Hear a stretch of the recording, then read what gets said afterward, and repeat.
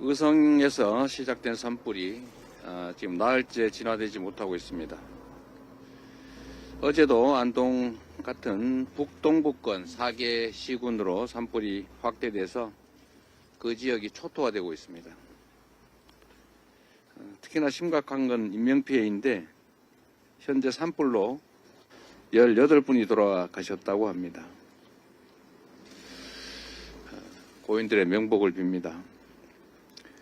당국이 헬기, 인력, 산불 진화 차량 이런 모든 수단을 총동원하고 있지만 건조한 기후, 강풍 때문에 진화가 매우 어려운 것으로 보입니다. 동해안 산불, 또 강릉 울진 2022년 산불에 이은 세 번째 큰 규모의 산불이 계속 진행되고 있습니다. 더 이상 인명피해가 생겨서는 안 되겠습니다. 힘들겠지만 소방당국이 또 산림당국이 최선을 다해 주시기를 부탁드립니다. 산불이 진화될 때까지 총력적 대응이 필요합니다. 대피소 등에서 임시방편으로 지내고 계시는 이재민들에 대해서 지원도 신속하고 충실하게 이루어지기를 바랍니다.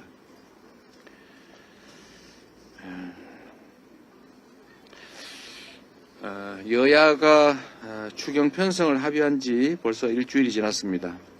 우리 민주당이 수차례 촉구를 하고 있지만 여당은 언제나 그랬듯이 말로만 추경의 긴급성을 강조하면서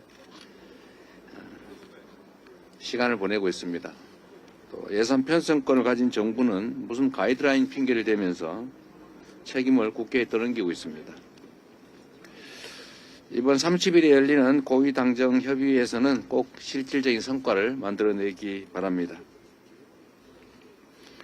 어제 발표된 통계에 의하면 중산층의 여윳돈이 5년 만에 최저치를 기록했다고 합니다. 직급이 오르고 월급이 올라도 물가 이자 부담 때문에 각종 비용만 천정부지로 오르다 보니까 주머니가 지갑이 텅텅 비어가는 것입니다. 대한민국의 중산층이 무너진 데다가 또 무너지고 있습니다. 우리 국민 10분 중에 7분이 추경이 꼭 필요하다라고 합니다. 지금 국민 대부분은 경기 침체로 너무 큰 고통을 겪고 있습니다. 조금이나마 이 고통을 덜고 우리 경제에 숨을 불어넣을 수 있도록 정부 여당이 신속하게 추경 논의에 나와 주시기를 다시 한번 촉구합니다.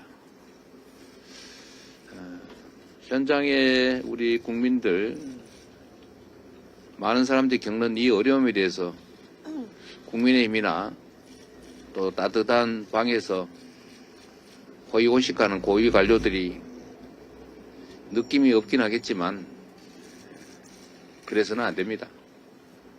조금만 더 관심 가지고 신경 써주시기를 재삼 촉구합니다. 헌법재판소 판결이 4월로 미뤄질 수 있다는 보도가 나오고 있습니다.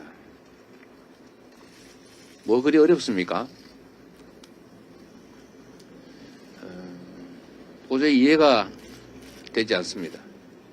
우리 국민들께서도 마찬가지일 겁니다. 뭐 그리 복잡한 사건도 아니지 않습니까? 국민이 맡긴 권력으로, 국민이 맡긴 총칼로 국민에게 위협을 가하지 않습니까? 어떻게 대명천지 대한민국에서 군사정권을 꿈꾸고 군사 쿠데타를 시도합니까? 헌법 질서를 완전히 파괴한 행위 아닙니까? 그것도 실제로 실행이 있지 않습니까? 위헌적인 포고령을 선포하고 조건도 갖춰지지 않은 계엄을 선포하고 절차도 지키지 않고 언제나 침해의 대상이 될 수 없는 국회의 군대를 진입시키고 언론사들을 핍박하고 명백하지 않습니까? 온 국민이 전 세상 사람들이 다 봤는데 뭔 또 증거가 필요합니까? 이게 위헌 위법이면 부인할 길이 없을 것이고 이게 헌정 질서를 수호해야 될 대통령이 헌정질서를 파괴했다는 명확한 사실 누가 부정할 수 있겠습니까? 이미 내란 수괴 혐의로 구속 기소된 대통령에게 다시 면죄부를 주면 아무 때나 군사 쿠데타 해도 된다는 거 아닙니까? 비상계엄 면허증 주는 거 아닙니까? 지금 하루에 생기는 피해가 얼마나 큽니까? 나라의 지휘탑이 무너져서 혼란과 혼돈 그 자체인데 이걸 하루라도 빨리 종식해야 될 헌재가 아무런 이유도 없이 국민들이 납득할 수 있는 이유도 없이 계속 미룬다는 것은 그 자체가 헌정 질서에 대한 위협 아니겠습니까?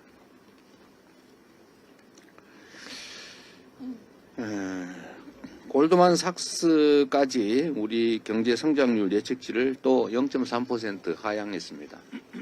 경제가 어떻게 살겠습니까? 박근혜 탄핵 당시에 갈등 비용이 1,740조 원이었다고 합니다. 그런데 윤석열 대통령의 이런 친위 쿠데타로 인해서 촉발된 갈등 비용은 2,300조 원쯤 될 거라고 합니다. 저런 사람들이 생기지 않습니까? 국민들 사이에 왜 싸움 나게 만듭니까? 탄핵 심판 선고가 장기화되면 국가 신용 등급도 낮아질 수 있다는 분석도 나옵니다. 우리 더불어민주당 민주연구원이 계엄 100일의 대가 보고서라고 하는 책을 만들었습니다. 이런 내용인데 이거 한번 보시면 우리 국민들이 두고두고 갚아야 될 청구서가 빼곡하게 기록되어 있습니다. 몇 가지 말씀을 드려보면 작년 4분기 GDP가 6조 3천억 원이 증발했습니다. 가구당 한 50만 원 정도씩이 갑자기 사라졌습니다. 자영업자가 20만 개가 추가 폐업했습니다. 20만 명이 직업을 잃었다는 거죠. 종업원까지 하면 더 많겠죠. 주식 시가총액이 144조 원이 날아갔습니다. 갑자기 내가 가진 주식 자산이 없어져 버린 거예요. 코인 하락, 세수 결손, 신용 등급 비상 이런 건 따질 필요도 없죠. 생산, 소비, 투자 모두가 다 감소했습니다. 외환 보유액도 4,100억 달러 아래로 떨어졌습니다.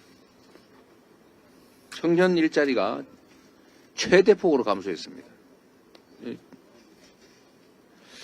이런 상황인데 알 수 없는 이유로 선고를 계속 미룹니다. 어느 쪽이든 빨리 결론을 내야 국정이 안정이 될 것입니다. 87일 만에 한덕수 총리가 복귀했습니다. 마은혁 헌법재판관, 마용주 대법관 빨리 임명하기 바랍니다. 이게 계모임에도 규칙이 있고 초등학교 학급에도 규칙이 있지 않습니까? 규칙을 어기면 제재를 해야 그 공동체가 유지가 됩니다. 대한민국 5,200만 국민의 최고 합의, 최고의 규범, 법률 그 이상 헌법, 이 헌법이 정한 기본적인 민주공화국의 질서를 헌법을 수호할 제1의 책무가 있는 대통령 권한대행이 대놓고 지키지 않으면 대체 이 헌법은 누가 지키겠습니까? 이 나라는 어떻게 되겠습니까? 최고 책임자가 최고 규범을 대놓고 어기는 마당에 어떻게 우리 국민들한테는 규칙을 지켜라, 교통질서 지켜라, 죄 짓지 말아라, 형법을 어기지 말아라, 약속을 했으면 지켜라, 남의 돈 빌렸으면 떼먹지 말고 갚아라, 이런 요구를 어떻게 합니까? 이게 나라가 되겠습니까? 한덕수 권한대행 복귀했다고 하는 것은 지위와 권력을 회복했다는 뜻이 아니라 책임과 역할을 더 가지게 됐다라는 것으로 이해하시기 바랍니다. 책임을 이행하는 것이 더 중요합니다. 이상입니다.